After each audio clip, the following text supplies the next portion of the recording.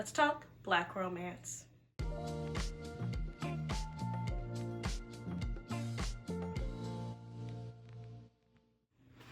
Hey guys, it's Sierra. Welcome back to my channel. On this channel, I love to talk about reading and writing.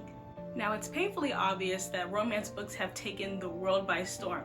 They have expanded all over BookTok, Bookstagram, and even BookTube. Romance books have been pretty much the pinnacle of books lately, with authors like Ali Hazelwood, Emily Henry, and Abby Jimenez dominating the book publishing industry, which generates over $1 billion. Did y'all know that?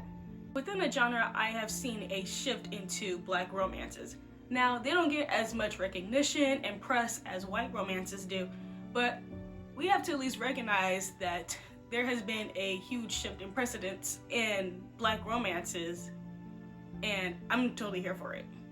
Before deep diving, I want to give a shout out to a YouTuber that actually brought this idea to light for me, and that is Eden Jonas, and she did her video on why women love romance books. I will link that in the description box below. I recently found her, and so far I'm loving her content. In such a multicultural society with people of all backgrounds, ethnicities, race, identities, representation allows people to see the version of themselves in all types of media. Romance is a huge component of that because everyone wants to be loved for who they are. So why not represent that in media, especially in books? Now, the road to actually seeing people of different backgrounds in books, specifically in romance, they've all taken very different routes. Not the best routes, but with authors that we have today that represent queer, Black, Indigenous, Hispanic, with all the various backgrounds, they are literally creating stories that they've always wanted to see. And so with people actually creating these stories and creating shows and movies of themselves having a happy ever after, HEA, it allows people who are still navigating the space to truly believe that one day they'll find the person that will love them for who they are. Black romance novels offer a space for nuanced, authentic, and emotional Black love stories. They show the full range of emotions, challenges, and experiences Black women have. Sure, there are some stories that showcase a level of struggle, but not all Black romance books do that.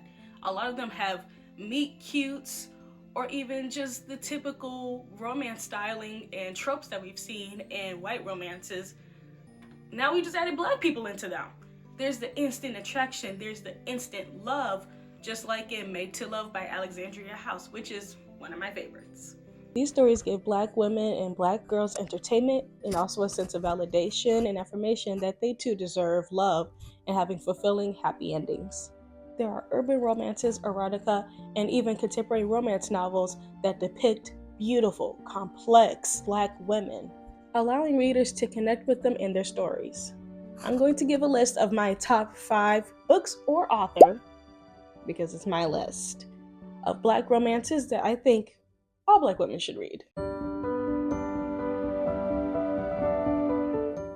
I've done kind of videos like this before at the beginning of 2024, but it's a new year, new video.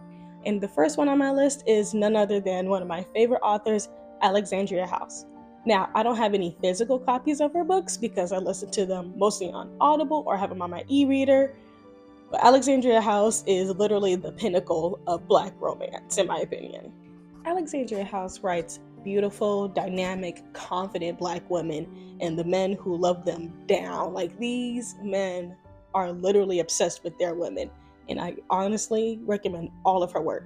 One of my favorite ones is Let Me Love You, because Big South is my man. Like, dealing with a failed relationship and trying to keep a roof over her and her daughter's head, Jo Walker is literally doing everything that she can to be the best mom possible.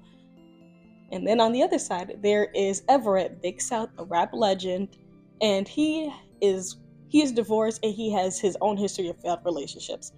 But when Jo ends up creating, I think it was that she's creating jewelry for him, they end up having a connection, they end up having that little spark. And things just really take off from there, essentially, with their like will they, won't they, but also navigating spaces of themselves individually and also trying to understand how they can come together to have a true relationship, a positive connection. Because with their history, they're like, oh, it could go wrong, it can go so wrong, but it could also go so right, you know? And truly, it's an amazing story. The next recommendation is Restore Me by J.L. Seegers, and this book is truly amazing. This book follows Sloane, who is still grieving the loss of her husband, but her late husband's best friend is like basically a caution sign walking. She shouldn't want him, but she does. And the thing is, Dominic Alexander, my husband, wants her too. Now, this story is beautiful, it's raw, it's emotional, and so hot. You will literally absolutely love almost every single one of the characters in the story, minus Sloane's mom. This is the only character I ever wanted to slap ever in my life. Like, if Sloane's mom was like a human person, I would slap at her. But the story is so good, and their relationship is, I wouldn't say like it's completely unique, because it is like my best friend's wife type of thing, but like the actual like origin story of them, that was really cute though. But the mom tried.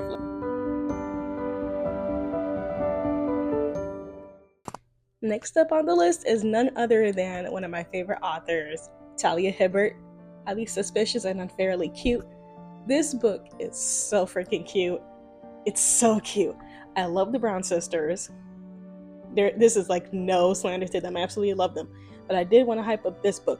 This book literally had me in a tizzy, because I swear I had pre-ordered it through Amazon. And then I went to Barnes & Noble like maybe like 3 or 4 weeks later, and then I asked if the book was out there. Like, the book doesn't come out for another 3 weeks. And I was like, oh, okay. And then literally when the book came out, it was literally on my porch. I was just like, how did I get it? Because apparently I pre-ordered it and I forgot I did. So literally, I was in a whirlwind just trying to get the book. This one follows rivals Celine and Bradley.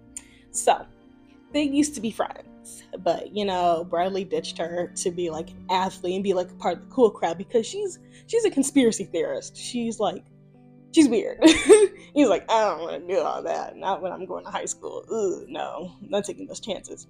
But they end up doing a survival challenge for like assistance, really, for when it comes to them applying for their top college and to get like the career that they want, because this survival challenge is said to literally launch people into careers of like becoming a lawyer, becoming a journalist. Like, they have the money to do all of that. So Selena's like, yes, I really need that. Bradley's thinking that too, because you know, it's college applications, you got to get more serious type of thing. But as they're a part of this survival wilderness challenge, they start to actually talk and reconnect, but then also some feelings come about, because it is a YA romance.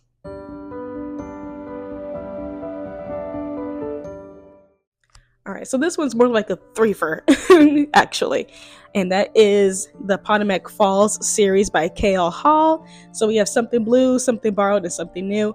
But I'm going to tell you this now. Something Borrowed and Something New are extremely messy. Like soap opera messy. So we're going to put more emphasis on the first one, because the other ones, they get a little wild. But in this one, we have Amani, who is coming back to town. She hasn't been to Potomac Falls in years after losing her brother to gang violence, and then losing her father as well. And she gets back and she runs into Dallas. His middle name, they call him Blue. So that's where Something Blue comes from. And they kissed 8 years ago. Yeah, so there's some tension, there's a little bit of history, but the thing is, Imani has not forgotten the kiss, and technically neither has Blue. So it really navigates the story of them reconnecting with each other, rekindling what they knew that they shouldn't have done in the first place, because Blue was her brother's best friend. Kind of awkward, but it's really cute. This one's not messy. It's really just them reconnecting and coming back home type of feel. And that's why in stories like those, and even plenty of others, there's so many that really showcase Black women in positive, loving relationships where they feel confident, they feel protected, which is so different from what a lot of media that we've seen and even what we've read depicts Black women. We've seen the stereotypes. We've seen the unlovable, the aggressive type. We've seen the desperate type. You all know what I'm talking about. Girlfriends. Yeah. Joan was a little desperate to find love. But that's literally what we've seen for years, decades even, of just Black women settling for less, but also depicting us as cartoonish, not giving us the ability to be actually humanized and knowing that we are definitely worth of love and appreciation. And these authors who are writing these stories are truly amazing. We have black romance. So that's just Black woman, Black man. We have interracial romances, a Black woman with anybody else. That also counts as Black love, at least to me. I don't know how everybody else feels about that. We have Black queer love. Like, there's so many different stories now and so many authors of so many different backgrounds showcasing the multifaceted Black women and being loved. Comment below any Black romance books that you've read that you would highly recommend. So please support these Black authors, especially in this Black romance space, because they are truly amazing. There are so many, I cannot list them all. I'm just going to run through the few that I can think of. Kennedy Ryan, Tia Williams, J.L. Seegers, Alexandria House, Talia Hibbert, Lizzie Demolola Blackburn. She writes Black romance. Oh my God, K.L. Hall. There's all of like my erotica books too. Monica Walters.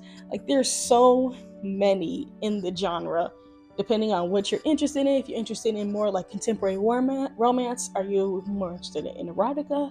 Like, there's so many, and it makes my head hurt, but it also makes my heart so full, because it's like, yes, we have so much representation that it feels like we're filling up the space even more, because we deserve these stories. We deserve these love stories. For all my Black women who are following me, I love you. I love all of you. We're all deserving of love, and you look good today. All right, that's it for this video. So my message is for my Black women out there. You are deserving of love. Until next time, stay magical. Bye.